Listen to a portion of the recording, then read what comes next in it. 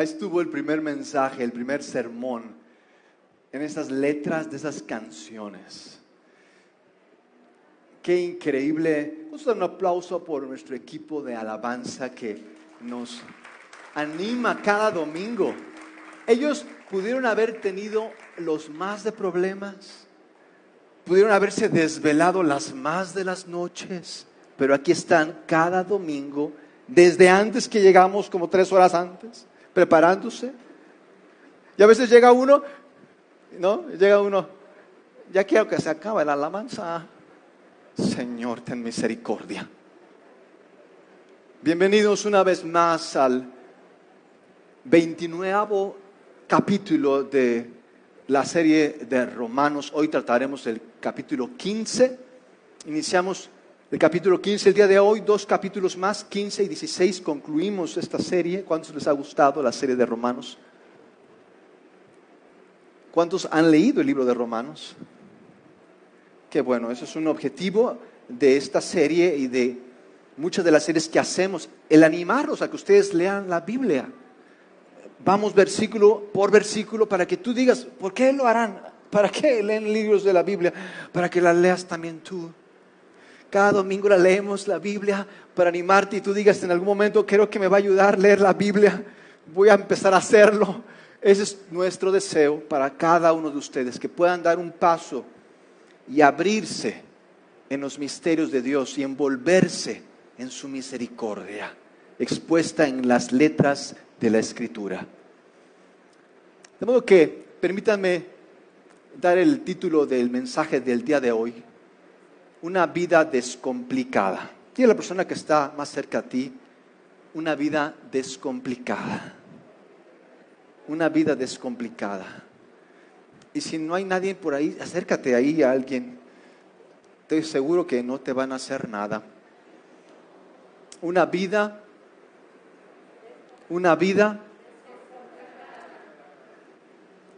descomplicada.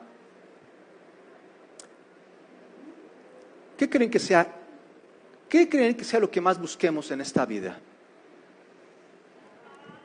¿Qué creen que sea lo que más busquemos aparte del dinero? Pongamos el dinero a un lado, porque eso es lo que creo que andamos buscando más, ¿verdad? ¿Ustedes creen que el dinero sea un medio o sea un fin? Levante la mano quienes creen que sea un fin. Pues yo creo que es un fin porque vea cómo me preocupo por el dinero, pastor. Siento que sin él no vivo. Muchos yo creo que lo ven como un fin porque viven para el dinero. Hay 2 opciones: vivir para el dinero, vivir para Dios. ¿Para qué viviremos? Bueno, eso es otro tema, no quiero hablar de eso. Mi pregunta fue, ¿cuál creen que sea la cosa que más buscamos? ¿Qué más buscamos en esta vida? ¿Qué más buscamos? ¿Qué más buscamos? Paz, buscamos paz, ok. Buscamos paz, felicidad, es cierto, buscamos felicidad. Yo creo que buscamos más que felicidad, paz, porque en la paz creo que encontramos felicidad. Buscamos seguridad, pero detrás de la seguridad y la felicidad yo creo que buscamos paz. Buscamos paz. De hecho, aquí les tengo una imagen de algo. Tal vez te has preguntado, pero ¿por qué no hay dinero para los niños con cáncer? ¿O por qué no hay dinero para la educación de mis hijos? Tantas necesidades que hay. Todos estamos de acuerdo que hay necesidades, pero también estamos de acuerdo que hay dinero y bastante dinero. Hay mucho dinero, pero el problema está en que justamente el dinero no va hacia esas cosas que más nos interesan, más nos importan, la educación. El dinero va hacia, así es. Lamentablemente, si sumamos los recursos de nuestro mundo, encontraremos que invertimos más en pelearnos que en cualquier otra cosa. Y si no en pelearnos, en cómo defendernos de que nos vayamos a pelear. No me estoy peleando ahorita, pero me estoy defendiendo para cuando me tenga que pelear. De modo que también estoy invirtiendo en lo mismo. Y bien apuntaran la paz. ¿Qué es lo que más buscamos? La paz. Pero vean, aquí les traigo cifras. Parece ser que no es lo que más buscamos. La paz. Es lo que menos buscamos. La pregunta no fue esa, ¿qué es lo que menos buscamos? ¿Qué es lo que más buscamos? Seguridad, aceptación. Yo creo que buscamos mucho aceptación, aprobación. Muchas de las cosas yo creo que hacemos, las hacemos por aceptación, para aprobación de otros. La aceptación social, muchas de las cosas que hoy enfrentamos como presión social, su otro lado es la aceptación. Buscamos que la gente nos acepte, mínimo que no nos critique, que estemos bien con la gente. Muchas de las cosas las hacemos, vestimos, hacemos, vivimos para la aceptación social. Sin embargo, yo creo que muchas de esas búsquedas están siendo estériles, porque nos están perdiendo. Búsquedas que nos están perdiendo. De modo que para poder encontrarnos en esta pregunta que considero interesante de qué es lo que más buscamos, creo que una pregunta antes debería ser esta: ¿qué es éxito para mí? ¿Qué es éxito para mí? ¿Qué es éxito? ¿Qué es éxito? Yo sé que tal vez tú no le llames éxito, tal vez tú le llames hacer algo que me gusta, tal vez algunos otros más consideren que sea encontrar mi pasión. Son palabras que usamos para esta búsqueda del éxito. Mínimo podemos decir que es: quiero que las cosas me salgan bien. Eso es lo que busco. Finalmente es éxito, en otras palabras, que las cosas me salgan bien. Pero ¿no les parece interesante que muchas veces en querer que las cosas nos salgan bien nos ponemos mal? ¿A cuántos les ha sucedido eso? En querer que las cosas nos salgan bien nos ponemos mal. Y no nos damos cuenta muchas veces de eso porque estamos tan obsesionados en querer que las cosas nos salgan bien, en tener éxito, que nos damos cuenta que nos estamos poniendo mal con otros que más y mejor nos conocen. Tal vez ese éxito que busco en otros, ese que quiero que esté bien, me ciega de ver que me estoy poniendo mal con aquellos con los que tal vez para ellos ya soy un éxito. De modo que quiero que replanteemos esta pregunta de qué es el éxito. En el fondo yo creo que este éxito que tú y yo buscamos gira en dos cosas. Y es algo que tal vez tú ya lo has visto. Ser controlados por otros o controlar a otros. Esa es tal vez nuestra medida de éxito. Ser controlados o controlar a otros. O lo que creo que es éxito para Dios, que es ser guiados por Dios. Controlados por otros o guiados por Dios. Esas son las dos opciones que tenemos en nuestra búsqueda del éxito. Controlados por otros, controlar a otros, o ser guiados por Dios. Y quiero enfocarme en lo que creo que sí es éxito, que no es controlar a otros o ser controlados por otros, sino ser guiados por Dios. Creo que esa es la medida del éxito que tú y yo buscamos, ser guiados por Dios. Pero tú preguntarás, ¿qué es eso de ser guiados por Dios? Qué bueno que lo preguntes, qué bueno que estás aquí. Mucho de esta respuesta de qué es ser guiados por Dios tiene que ver con nuestra relación con el Espíritu Santo. Otra manera en la que la Escritura lo pone es ser guiados por el Espíritu. Podemos ser guiados por el Espíritu o podemos ser controlados por el ego. Esas son las dos opciones que existen. Guiados por el Espíritu o controlados por el ego. ¿Qué significa entonces ser guiados por el Espíritu? ¿Qué significa? Porque esa es la medida de mi éxito.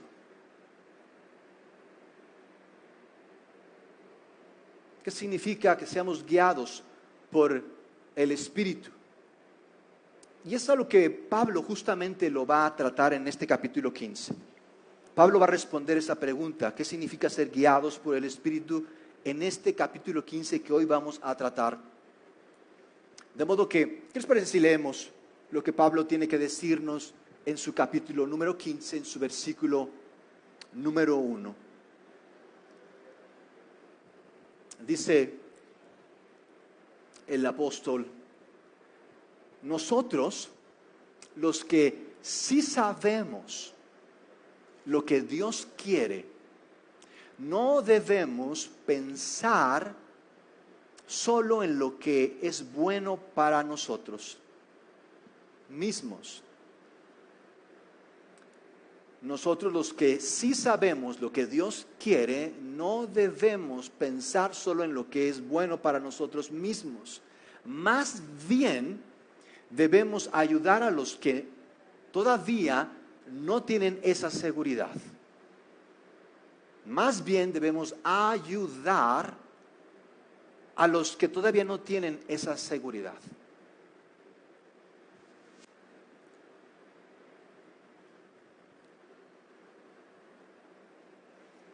Esto, si lo hubiéramos puesto en práctica desde que Pablo nos los dijo, hubiéramos evitado con ello la Inquisición, las cruzadas, el colonialismo, el imperialismo, porque en el nombre de Dios hicimos todo eso. Dice Pablo, nosotros que sí sabemos, ok, quienes en su tiempo tuvieron la oportunidad de invadir otras tierras y tal vez pudieron ayudar a esas personas que ahí se encontraban, lo que hicieron fue conquistarlas en el nombre de Dios. No vieron por cumplir esto que Pablo aquí señala. Ustedes que ya saben qué onda, llegan a esos lugares y qué hacen, los esclavizan. No pusieron en práctica lo que Pablo dijo en un primer momento. Si esto lo hubieran cumplido quienes se llamaban cristianos, si esto lo hubieran cumplido quienes por siglos estuvieron al frente de la iglesia, nos hubiéramos evitado cantidad de dolores de cabeza, no sé cuántas guerras, no sé cuántas civilizaciones nos hubieran desaparecido. Pero esto no lo hemos visto en personas desde tiempos inmemoriales.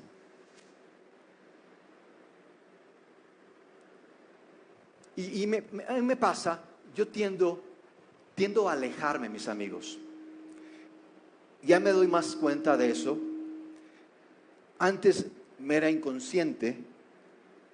Esto del matrimonio, quienes aún no están en el matrimonio y quienes quieren salirse, no sé, yo les animo a que consideren lo que quiero decirles. Es una increíble escuela para crecer como personas, el matrimonio. El matrimonio es la mejor manera en la que tú y yo podemos aprender el amor, la paciencia. Es una increíble oportunidad, pero la desaprovechamos. La desaprovechamos porque tomamos justo lo que Pablo nos dice al revés. Lo que la iglesia ha hecho, lo que hemos visto en cantidad de personas que tienen un tantito de poder, que saben un poquito más, que las circunstancias les mejoran y ya se olvidan de su gente.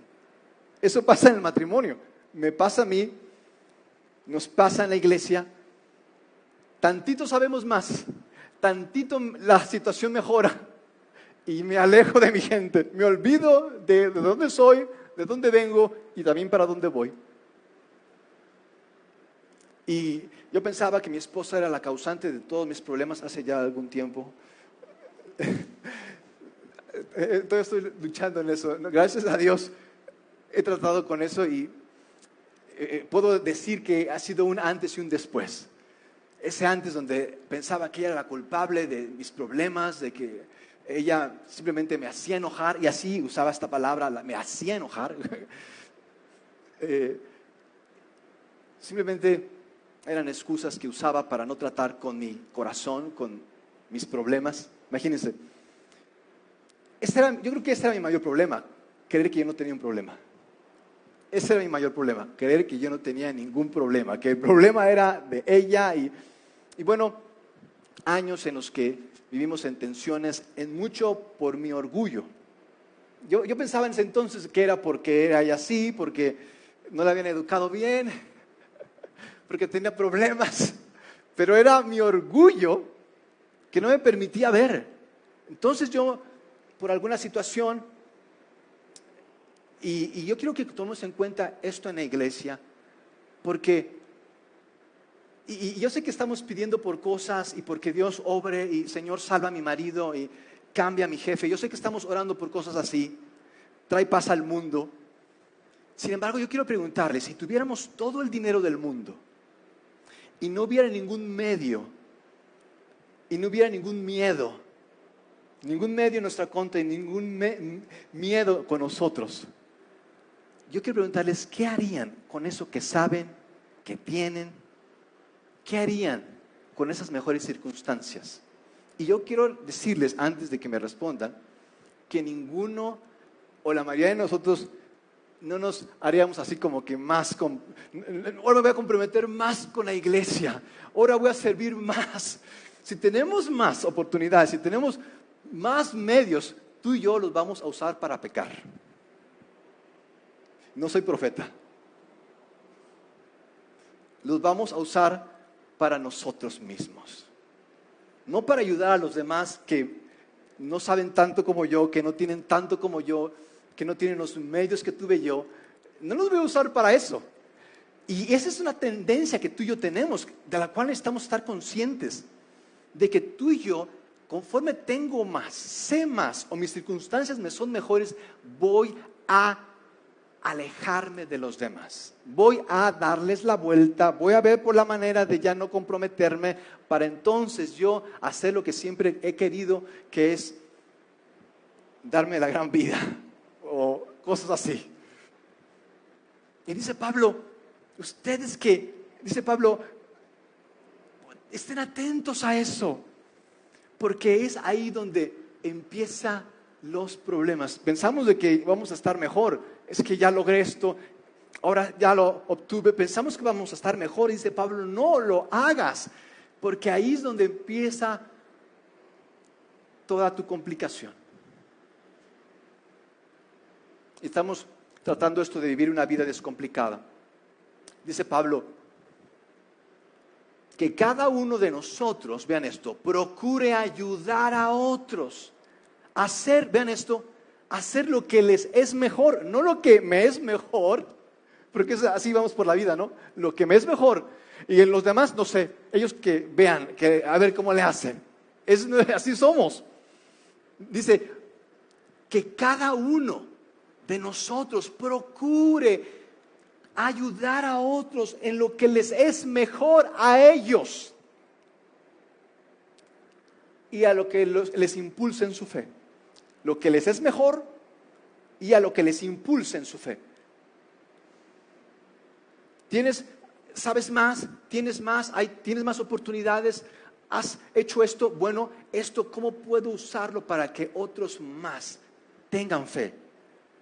Para que otros más crezcan en su fe, para que otros más estén mejor.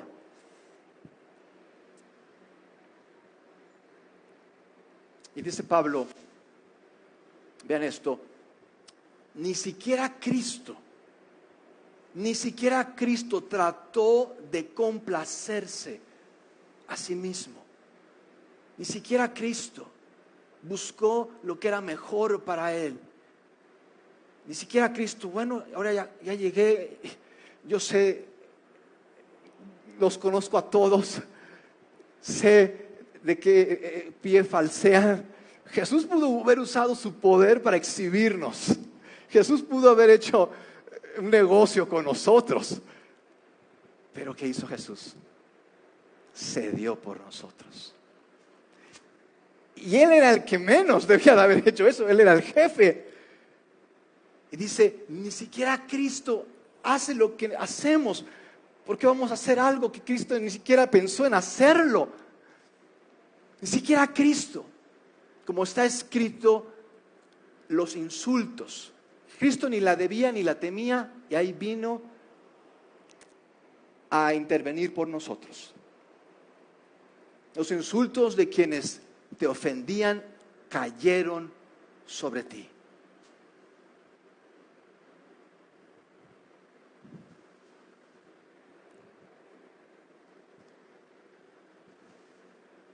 Dice, de hecho, todo lo que fue escrito hace tiempo se escribió para enseñarnos a cómo vivir, para enseñarnos a ser como Cristo, para enseñarnos a que la vida no se trata de nosotros, para enseñarnos a que si tú de algún modo ¿Tienes más? ¿Puedes más? ¿Sabes más? Eso no es para ti, es para los demás. Es así como vivimos, es así como por siglos Dios nos lo mostró en la Escritura.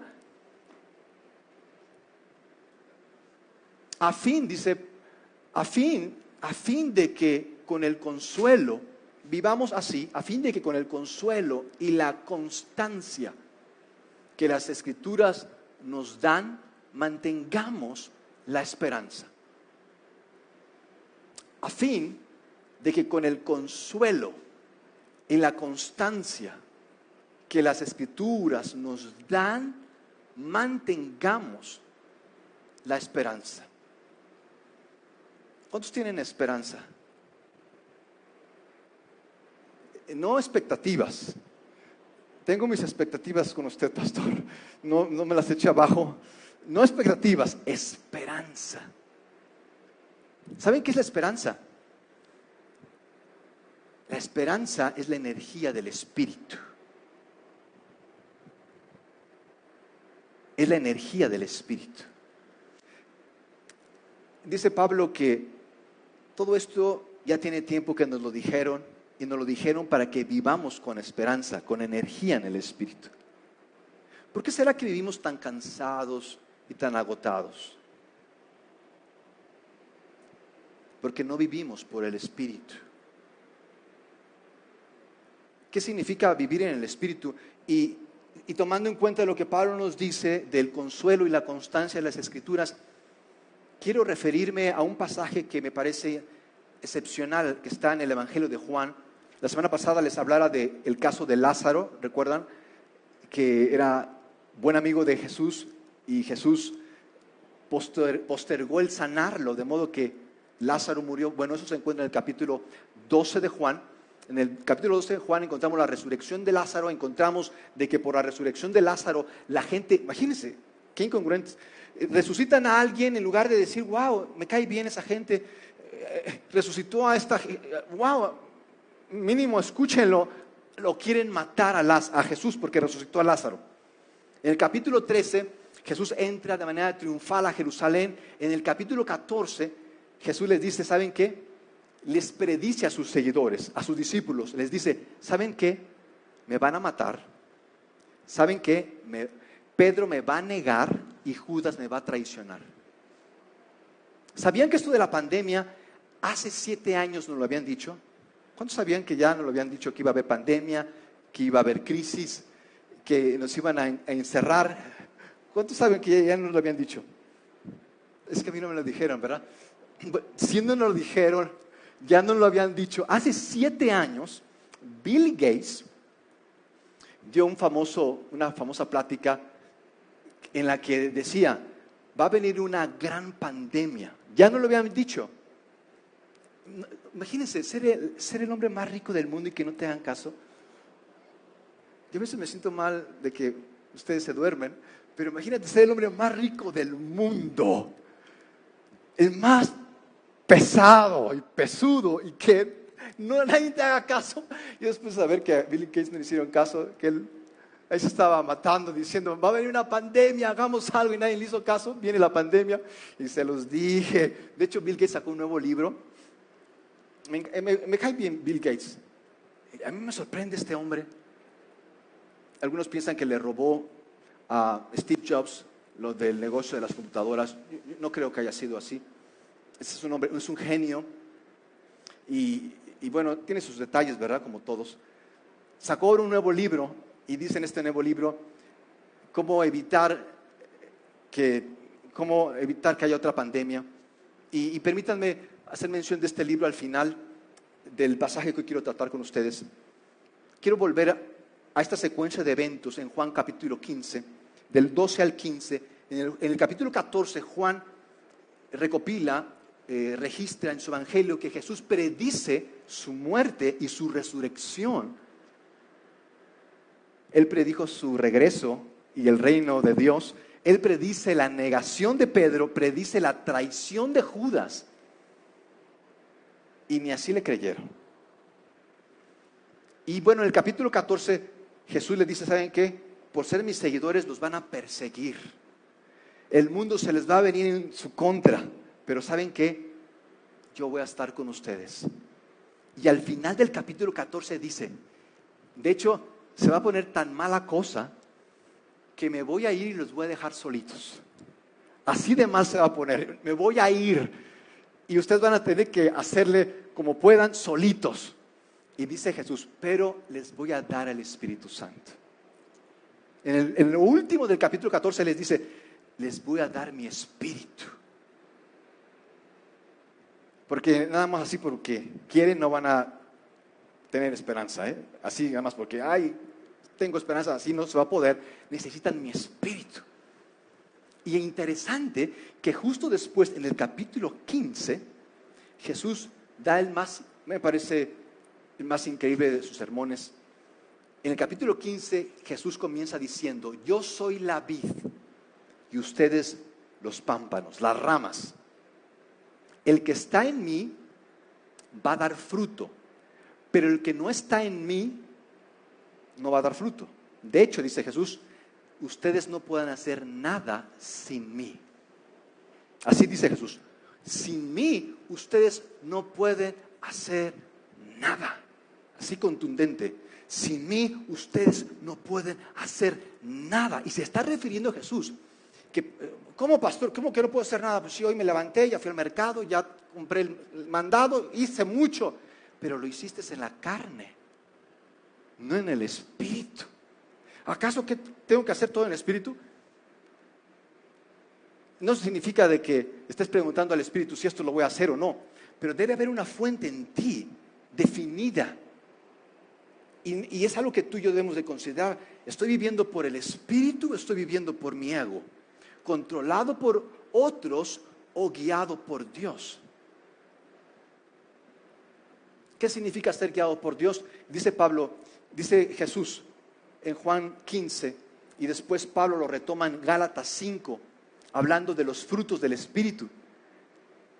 Los frutos del Espíritu, dice Pablo, habla de 9, es el fruto del Espíritu con 9 características del fruto del Espíritu, que tiene que ver con esto que dice Jesús en Juan 15, de que si estamos unidos a Él, a la vid, va a fluir la vida, es el Espíritu.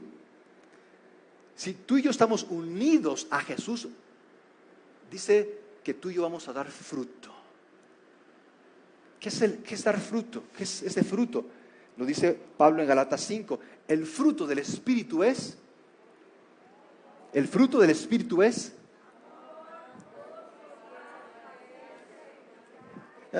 ya van como en el quinto y ya empieza a bajar el ánimo. Es que me lo aprendí en la escuela dominical y nada más me aprendí los 4 primeros y ya después, pastor, estoy adivinando. Estoy poniéndole. Son 9. Le voy a pasar el tip cómo yo me los aprendí. Porque muchos pensamos que la paciencia es algo que Dios da. Es un fruto. Señor, dame paciencia. Nunca te va a responder Dios. Es que Dios no oye. Ese tipo de oraciones no. No pidas paciencia porque no te va a dar Dios paciencia. La paciencia es un fruto. Otra cosa que pedimos, otra cosa que a veces vemos ya como muy rara, la fidelidad. Ahorita vemos la fidelidad solamente en los equipos de audio, ya de ahí en fuera no hay fidelidad. Pensamos en la fidelidad que es algo así como que es que a ti se te da. No, no es que a ti se te da, es un fruto. Y yo me aprendí los 9 frutos tomando en cuenta el amor, la paciencia y la fidelidad. ¿Tú quieres ser fiel? Tú no tienes que ir a un curso o portarte bien. Cuando me voy a poner una promesa, cosas así que hacemos. Vean el proceso. Y yo separé estos 9 frutos, estas 9 características del fruto que es el amor, las separé en 3. Los primeros 3 es amor, gozo y paz. Los primeros 3.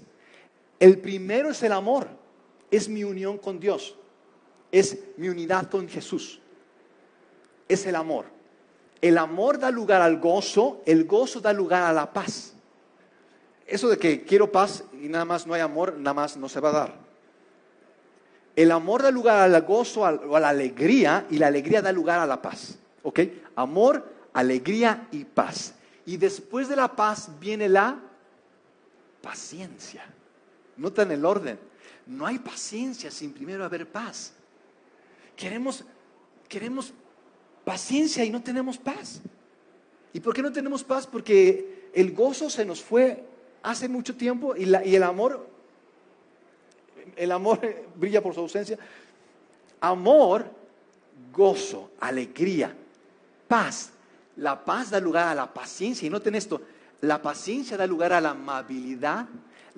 Es que te ha de pesar ser amable. Una vez, así estaba con un amigo comiendo pizza allá por la universidad. Hay un lugar donde hacen unas pizzas bien ricas.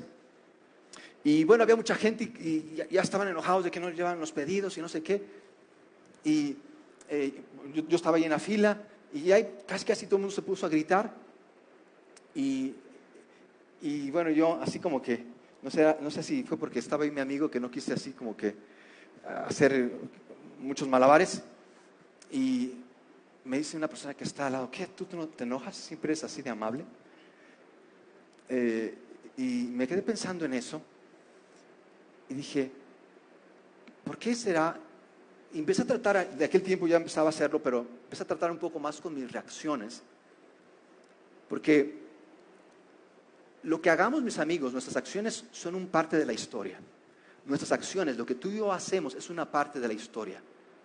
Nuestras reacciones son el todo de la historia.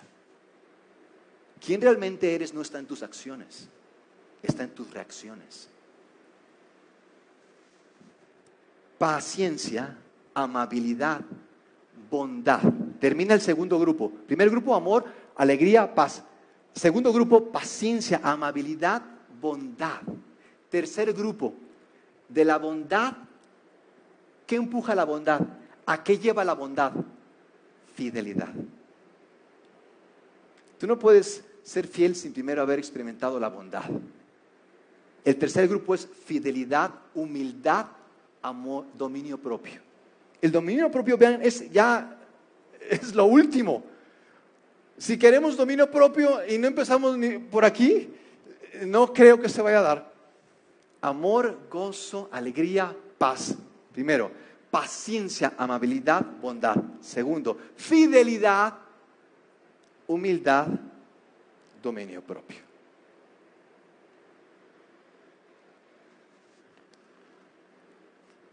Dice Jesús en Juan 15, yo soy la vid. Y vean, la savia que recorre la vid y que llega a cada uno de sus pámpanos, a cada uno de los que están unidos a Él, esa savia es el Espíritu Santo. Porque a veces pensamos que esto del Espíritu Santo, a veces yo iba a iglesias y ahora que está esto de la señora que habla alienígena, yo así iba a las iglesias, pero decía, ¿qué cosas más raras hacen aquí? Y no sé por qué no les tomé videos, creo que porque no había cámaras con videos en aquel entonces, ya hubiera subido yo a YouTube todas las cosas que hacían. ¿Sabían que esa señora que habla alienígena,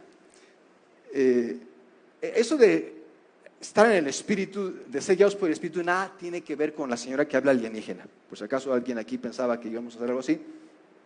¿Sabían que esta señora que habla alienígena, realmente, cuántos sabían que era maestra de español? No es ninguna profeta, es una maestra. ¿Cuántos sabían? Es maestra de español. ¿No sabían? Ella todo es lo único que hace. Me amo, te amo. Nosotros amamos.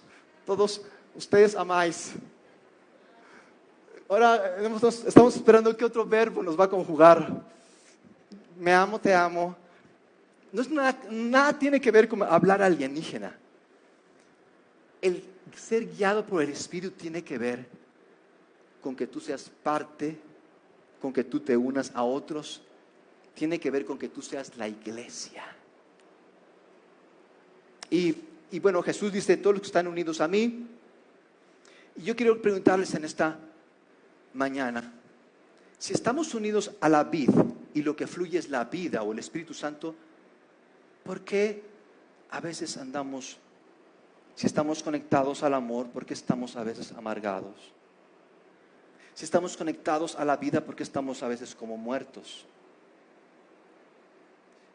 Yo creo que no tenemos ningún derecho, mis amados, a vivir como vivimos cuando estamos conectados a la vid. No tenemos ningún derecho de decir que estamos como estamos cuando estamos conectados a la vid. Si de la vid fluye la vida, si de la vid fluye la savia que es el Espíritu, yo creo que no tenemos ningún derecho para decir es que esto, es que...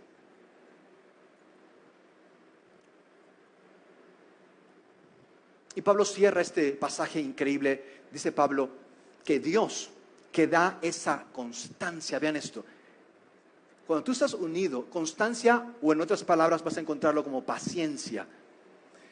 Si tú y yo estamos faltos de paciencia, no es que estemos faltos de paciencia, es que tú no estás unido a la vida. Tú no estás unido al Espíritu. Tú no vives por el Espíritu, vives por el ego, no vives guiado por Dios, vives controlado por otros. Dice Pablo que Dios, quien nos da esa constancia y ese consuelo, los ayude a vivir en plena armonía unos con otros, como corresponde a los seguidores de Cristo Jesús.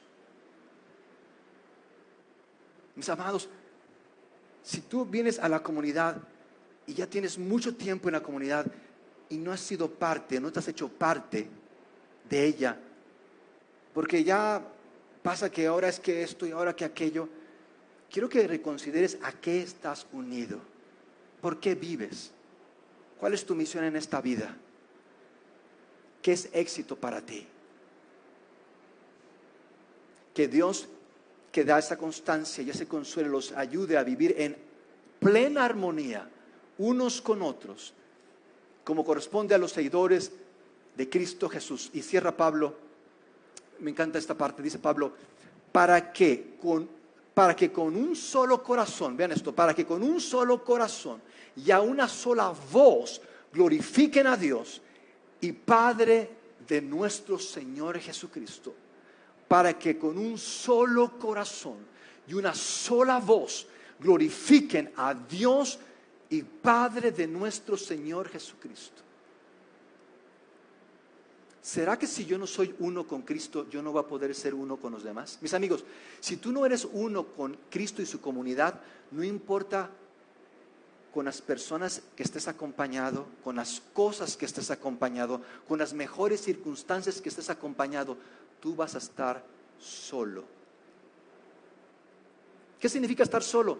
Significa que esto del amor lo tengo que hacer yo tengo que echarle ganas, yo tengo que amarme, porque si no, no puedo amar a la gente. El amor es algo de Dios en nosotros. Y así vamos por la vida, queriendo nosotros esforzarnos, querer nosotros hacer que sucedan las cosas, y es desgastante. Mis amigos, si el Espíritu no lo hace, lo que hagas finalmente se va a colapsar. Y no solamente se va a colapsar, va a caer sobre ti. ¿Por qué hacer eso? ¿Para qué vivir así? Y yo sé que tantos intereses nos jalan de un lado y de otro lado. Hay tantas cosas que buscamos. Y yo creo que en el fondo lo que tú y yo buscamos es protegernos. Y nos aislamos, nos resistimos, nos separamos y pensamos nada más en nosotros, porque es la mejor manera de protegerme. Y en este libro de Bill Gates, ¿Cómo evitar la próxima pandemia?, Bill Gates dice que, imagínense, el supermillonario hablando de equidad. Dice Bill Gates, una de las cosas que tenemos que tratar en el mundo es la inequidad. Hay mucha desigualdad, mucha desigualdad. Ok, está bien, síguenos contando. Y dice Bill Gates que ya no podemos vivir aislados. El mundo occidental, las potencias, los países ricos pensaron, yo voy a ver por mí, de modo que voy a construir el mejor sistema hospitalario, voy a ver por la mejor infraestructura de salud y así me voy a proteger de cualquier pandemia. Y dice Bill Gates, error. Pensando que no te va, si a ti no te afecta, con eso basta. Con que a ti no te afecte, no hay problema, tú ya la hiciste. Y dice Bill Gates, Eso es algo que tenemos que cambiar. Porque lo que ha hecho el COVID, lo que nos ha enseñado el COVID, es que nos ha hecho ser más conscientes de que todos somos uno, de que no podemos separarnos. Esto es lo que nos ha enseñado el COVID, de que si a ti te afecta, a mí me va a afectar finalmente. Los países ricos dijeron, vamos a cubrirnos, de modo que cubriéndonos ya no va a pasar nada, pero dice Bill Gates que países pobres que no tenían infraestructura de salud, no tenían sistemas hospitalarios, no tenían manera de defenderse ante la pandemia, por ellos que no tenían medios para cubrirse de la pandemia, los países ricos se vieron afectados por mejor sistema hospitalario que tuvieran. El hecho de que estos países no lo tuvieran hizo que el COVID se regara por todo el mundo, sin importar quiénes eran ricos, sin importar quiénes tenían sistemas de salud, sin importar quiénes estaban en mejores condiciones. Y dice Bill Gates, si realmente queremos prever una próxima pandemia, debemos de ver porque los países pobres tengan sistemas hospitalarios, cuenten con sistemas de salud suficientemente buenos para que cuando ellos les pegue no nos rebote a nosotros y termine por afectarnos a nosotros. Aun y cuando tengamos la mejor capacidad de respuesta, no nos va a servir la capacidad de respuesta. Si ellos están infectados, tarde o temprano, eso nos va a afectar a nosotros. Yo cuando leía esto dije, bingo. Y vivimos creyendo lo contrario. Si yo estoy bien, con que mi familia esté bien, con que yo nada más vaya el domingo, con que haga una oración, ahí cuando me acuerde, pero nunca quiera realmente ser parte, nunca quiera ser uno con otros en la iglesia, nunca quiera integrarme, rendirme, someterme, yo voy a estar bien. ¿Y saben cuál es el problema? Que nos complicamos. Mis amigos, el cristianismo es lo más sencillo que hay en esta vida. Todo lo hace Dios en ti. Tú no tienes que prometer, tú no tienes que creer más y ahora sí, Padre, no. Dios lo hace en ti cuando tú y yo nos rendimos. Es lo más sencillo. Tú no haces nada, todo lo hace Dios en y a través de ti. El cristianismo no es difícil, lo hacemos complicado. Si a ti te cuesta orar, si a ti te cuesta amar, perdonar, no lo está haciendo Dios, no lo está haciendo su espíritu, lo está haciendo tu ego. Y eso finalmente va a terminar por cansarnos, por retirarnos de lo que pudo haber sido la solución. De modo que, ¿qué les parece si nos ponemos de pie? ¿Qué les parece si oramos? Yo sé que esto tiene tantas aplicaciones, pero yo quiero que te quedes con esta sola idea. ¿Estás siendo guiado por el Espíritu?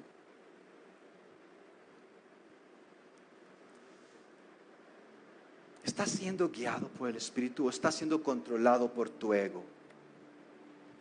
Porque si tú estás siendo controlado por tu ego, aun y cuando tú quieras hacer esto para ti y lograr esto para ti y ahora sí me va a ir bien y voy a protegerme, todo eso que hiciste en la próxima crisis se va a acabar. Y tú vas a decir, pero ¿por qué, Dios? Si yo te serví, no lo hiciste por el Espíritu, lo hiciste por tu ego. De modo que, Padre, ¿cómo vivir peleados cuando tú eres la paz? ¿Cómo vivir como muertos cuando tú eres la vida? Señor, en las áreas y en las cosas en las que aún te sigo resistiendo, muéstrame, Señor, lo que tú ya hiciste. Enséñame todo lo que ya por siglos preparaste para que pueda vivir como tú quieres. Gracias, Señor, en Cristo Jesús. Amén.